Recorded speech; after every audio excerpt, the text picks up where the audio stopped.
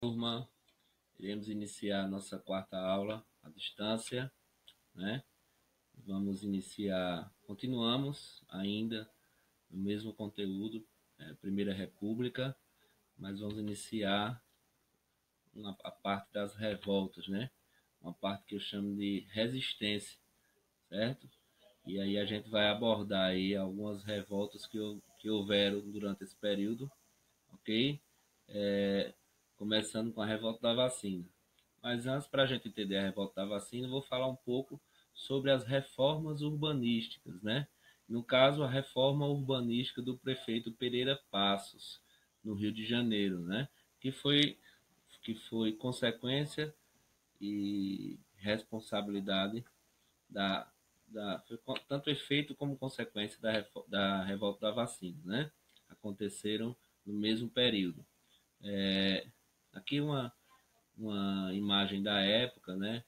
Meio que uma campanha aí contra a vacina, mostrando a violência das práticas da vacina no período, né? A gente vai explicar isso mais na frente, ok? Então, após a Revolução Industrial, as grandes cidades tiveram um grande crescimento populacional e, com isso, o agravamento de muitos problemas públicos, doença, lixo, habitação, ruas, tráfego e etc. Né? Eu venho falando sobre isso com vocês, por isso que eu não pretendo entrar em tantos detalhes, porque isso já foi exposto no começo do ano, exposto repetidas vezes nas nossas aulas, né? Que no final do século XIX, né, houve um apogeu científico e um apogeu tecnológico, né? Então, é, há uma mudança estrutural na forma das pessoas se comportarem e na forma das pessoas viverem, principalmente por causa dessas inovações tecnológicas trazidas pela Revolução Industrial. Então a gente tem aí a inserção do automóvel, né? A inserção da energia elétrica, do trem, né? Isso tudo mudou a forma das pessoas viverem nas cidades. Então as cidades elas tiveram que passar por um processo de reestruturação para receber essas novas inovações tecnológicas, podemos dizer assim, certo? A primeira cidade a passar por enfrentar esses problemas, né? E passar por uma transformação, de fato, uma grande reforma urbanística, foi Paris, né? Sobre a tutela, né, do prefeito do Barão de Haussmann. Esse prefeito de Paris, ele transformou a paisagem de Paris, né? O que eu já tinha dito a vocês, as cidades, por exemplo, elas tinham ruas estreitas, porque não, se você não tinha um automóvel, não, a cidade não era pensada para receber, por exemplo, trânsito, certo? De automóveis, porque não existia, obviamente, né? Então, as ruas tiveram que ser alargadas e por outros motivos também, pelos motivos da doença, pelas epidemias que já existiam muito fortes já na Europa e no mundo todo, né? Então, quando as ruas são estreitas, a possibilidade de contato, né? E tanto é que as cidades elas foram apelidadas, né? Foram chamadas de artérias, porque as ruas elas deviam fluir, né? A ideia de parques, de áreas verdes, de áreas livres, tudo com a ideia de fruição do ar para que para evitar o contágio, né, epidemias, a proliferação de doenças, né? Então, as cidades, tudo isso teve que ser pensado nas novas reformas realizadas já no final do século XIX. O Rio de Janeiro foi a primeira cidade a ser influenciada por isso, né? Aqui eu já começo a falar que o prefeito se inspirou em Paris para fazer essas reformas urbanísticas no Rio, construindo praças, ampliando ruas, criando estruturas de saneamento básico. Entre as principais, o Teatro Municipal, o Museu Nacional de Belas Artes e a Biblioteca Nacional, que ficam no centro do Rio de Janeiro, mais exatamente na rua chamada Rio Branco, né? Que é uma rua que envolve um complexo, né, de prédios que representam ali o que havia de mais moderno na época, né? Era o rio que era para ser exposto, né, após a reforma. Incentivado pelo presidente, na época o presidente era Rodrigues Alves, certo? E o prefeito do Rio, Pereira Passos. Começou-se a reforma em 1903, o presidente levantou recursos, o prefeito pôde realizar as obras de higienização nas mãos, pôs as obras de higienização nas mãos do médico Oswaldo Cruz, que havia sido contratado como médico sanitarista, que era um ramo novo, né, da saúde, já que a ideia de higiene ainda era uma ideia nova, né? Eu já expliquei isso a vocês. Associar prevenção sanitária à saúde era uma coisa nova. Acho que ainda é um problema do Brasil, né? Saneamento básico, a ideia de prevenir antes das doenças, que as doenças aconteçam. Então, a ideia simples de se higienizar as ruas, né? Ter um serviço de coleta de lixo, ter um serviço de esgoto, essas ideias elas não eram associadas à saúde e passaram a ser devido às epidemias, principalmente as epidemias que pairavam ali na cidade do Rio de Janeiro no final do século XIX, início do século XX, certo?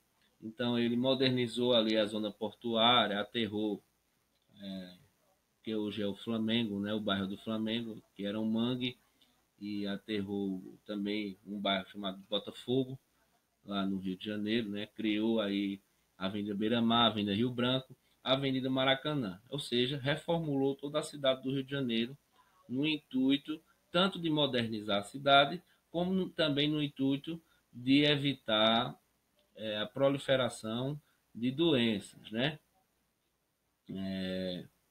E aí a gente vai entender como é que era o Rio antes da reforma. Aqui algumas fotos, deixa eu só subir aqui a tela. Aqui a famosa Rua do Ouvidor. Essa rua, durante o Império, é a principal rua do Brasil. Né? Vocês têm noção do que significa isso? A principal rua do Brasil durante o Primeiro Império e durante o Segundo também, né? Era a Rua do Ouvidor. Essa ruela, né, existe até hoje lá no Rio de Janeiro. Essas ruelas no Rio de Janeiro, né, elas eram as ruas comuns, eram as formas comuns de se construir edificações, de construir ruas, né? Eu já disse, por que, é que as ruas eram estreitas? Para fazer sombra, né, nas pessoas que transitavam na rua, né? Já que no máximo você podia ter um trânsito aí de carros de boi, de carruagens, de charretes, esse tipo de transporte, ok? No máximo isso. Como você não tinha automóvel, você também não tinha a necessidade de ruas largas. Mas essa necessidade veio principalmente com as epidemias, ok? Questão dos cortiços. Foi uma questão muito recorrente, muito forte, né, no Rio de Janeiro, principalmente após o Império, após a proclamação da República. Por quê? Porque eu já havia falado no vídeo anterior a respeito de que haviam casarões nos centros do Rio. E esses casarões, quem habitava inicialmente esses casarões eram os membros da nobreza, que com a queda do Império se retiraram, né? Muitos foram exilados, outros saíram e não habitavam mais nesses lugares, que foram habitados, né, ficaram abandonados e foram invadidos por populares. Então, um casarão que abrigava antes uma família de nobres passou a abrigar dezenas de famílias de vários casarões que existiam no centro, né? Então cada casarão era habitado por dezenas de famílias de populares que moravam ali em situações precárias, né? Sem ter nenhum cuidado de higiene. Então, por exemplo, se uma criança ou uma pessoa tivesse piolho, todos tinham.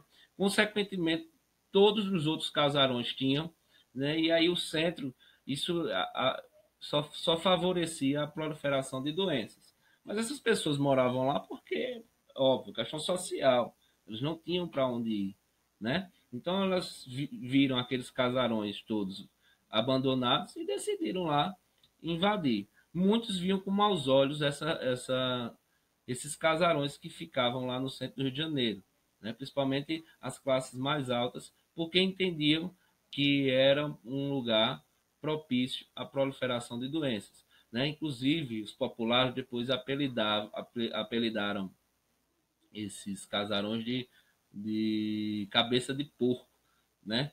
Em referência a, a, a, as casas de ricos. Antigamente eles colocavam, tinham costume, não sei se vocês já escutaram falar nisso, eles colocavam um leão na frente, né? Para demonstrar a imponência da casa, né? Quando você tinha uma mansão.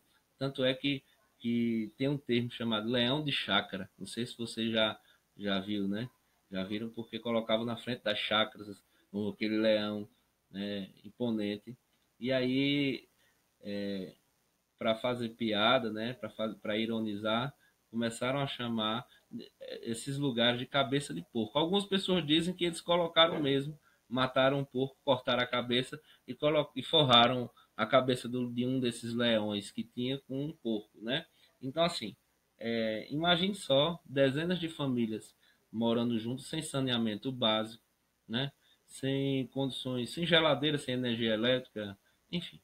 Então, sem contar que essas pessoas não tinham educação, não, eram pessoas simples, não eram alfabetizadas, então não entendiam, não existia a ideia de que higiene era associada à saúde. Era uma coisa muito nova. Porque eu coloquei aqui também, não pretendo me estender, depois, se alguém quiser tirar alguma dúvida a respeito disso, né, por causa do tempo. E aí eu coloquei aqui um, uma imagem de um clássico da literatura brasileira, de Aloysio de Azevedo, Cortiço. Né? Aconselho até a leitura, é, bem interessante, e trata muito bem aí sobre esse tema. Ok? Epidemias e as consequências das reformas. Né? A cidade do Rio de Janeiro possui acentuados problemas de saúde pública, também graves doenças que atingem a população, como principalmente, né, a varíola, certo? Febre amarela e a peste bubônica. Você tinha também um, um índice de mortalidade muito grande no Rio de Janeiro nessa época de tuberculose, né? Doença que matava. Hoje a tuberculose é uma doença que tem cura, uma doença que tem tratamento, até classificada como uma doença até tem um contágio alto, né? Mas ela é controlada através de medicamento. Naquela época não. Naquela época não tinha tratamento, então se você tivesse tuberculose, você estava condenado, né, a ter uma doença muito séria. Alguns se curavam, outros não, certo? Era assim que acontecia. E também já existia, desde aquela época, é, doença, a dengue, né? Dengue já existia também. Não entrou nesse rol aí, né? O índice de mortalidade dessas doenças aí que estão presentes aí nesse varíola, febre amarela e peste bubônica era altíssimo, ok? Vamos lá. E aí, falando um pouco sobre Oswaldo Cruz, né? E Oswaldo Cruz aí ele até foi até injustiçado, porque o que faltou a ele foi só sensibilidade, né? E compreensão que tudo aquilo era novo que ele vinha trazendo, né? E aí durante um certo momento, a vacinação, ele exigiu que a vacinação fosse obrigatória. Então, o governo editou uma lei que dizia que impôs ao povo, né, a vacinação obrigatória. Obviamente, o povo que nada entendia daquilo se rebelou. Por quê? Por que é que o povo se rebelou? Aí a gente vai fazer uma análise, né, baseada aqui na reforma urbanística. O que é que o governo fez a respeito desses casarões que ficavam aí no centro do Rio de Janeiro? Mandou demolir e as pessoas foram expulsas desses casarões. Obviamente, as pessoas passaram a ter o governo como inimigo, principalmente os populares, né? Para onde foram esses populares? Habitar zonas periféricas. Só que o Rio de Janeiro é uma cidade que tem uma geografia montanhosa, né? Cheia de montanhas, de morros.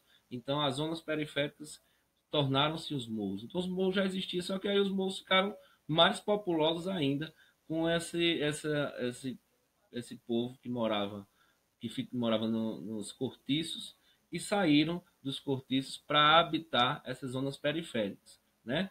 Então, a desculpa do governo de demolir esses cortiços e expulsar esse povo dos cortiços foi questão de saúde. Então, as pessoas passaram a desconfiar, né? Achar que as medidas tomadas elas tinham só um objetivo de ir contra os pobres, né? De ir contra os populares. Por isso que quando Oswaldo Cruz decretou aí a decretou a vacinação obrigatória, as pessoas passaram a desconfiar, né? E ainda mais a forma que foi, né? Primeiro, a forma obrigatória e a segunda, com a utilização de violência, certo? Então, os agentes de saúde tinham permissão para arrombar as casas, né? E invadir as casas e vacinar as pessoas à força, né? As pessoas, e óbvio, isso era um prato cheio para os inimigos do governo, principalmente os militares, principalmente pessoas que sondavam, que eram contra as oligarquias ou que tinham algum interesse político naquele momento. Por exemplo, Rui Barbosa, né, que era, além de tudo, escrevia colunas no jornal. Então diziam que esse governo era perigoso, abrisse os olhos, né? Olha, isso aí, olha, muita gente, mas que ignorância, você não querer tomar vacina, como assim, né? Em pleno século XXI, algumas pessoas ficam com reticência de tomar a vacina da gripe, a diz, não, isso é uma o governo quer matar as pessoas, isso é um vírus, enfim, né? Então, assim, a gente vê que essas campanhas dependem muito da confiança que as pessoas têm no governo e nas instituições. E aí, pelas as atitudes do que o governo tomou, né, no bota abaixo, como ficou conhecido, né, a derrubada dos prédios do centro, as pessoas passaram a ter reticências e também pela forma que foi utilizando-se de violência, né? Então,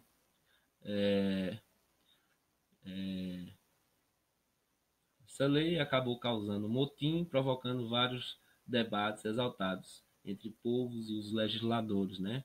O presidente Rodrigues Alves interveio para controlar as epidemias e modernizar a cidade. Foram tomadas medidas de reforma urbana, sanitária, e o presidente então acabou modificando a geografia natural da cidade, cotidiana das pessoas, né?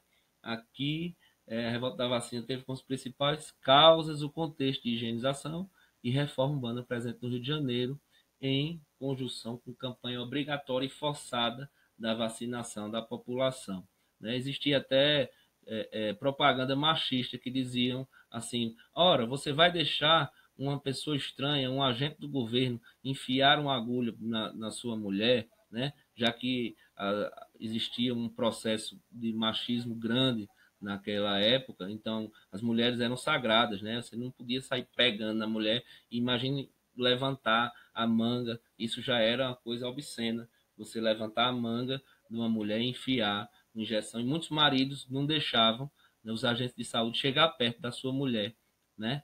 E aí, e aí era briga, e os vizinhos interviam, e foi assim que começou, né?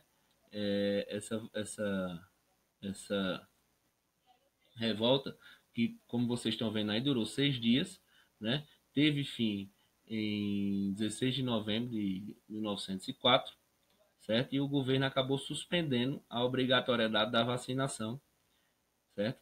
Declara estado de sítio para poder resolver. Porque olha essa imagem aqui, né? Essa imagem é bem famosa sobre a revolta da vacina, que mostra agentes do governo aqui na frente, Oswaldo Cruz, e a população, né? A população, principalmente nos bairros mais populares no Rio de Janeiro, a população derrubou bondes, fechou ruas, então houve de fato um conflito, certo? E mas é, é, o governo acabou acalmando as coisas, utilizando a força e também voltando atrás com a obrigatoriedade da vacina. Gente, possivelmente dúvidas surgirão, então a gente tira na aula devido ao tempo aqui. Ok?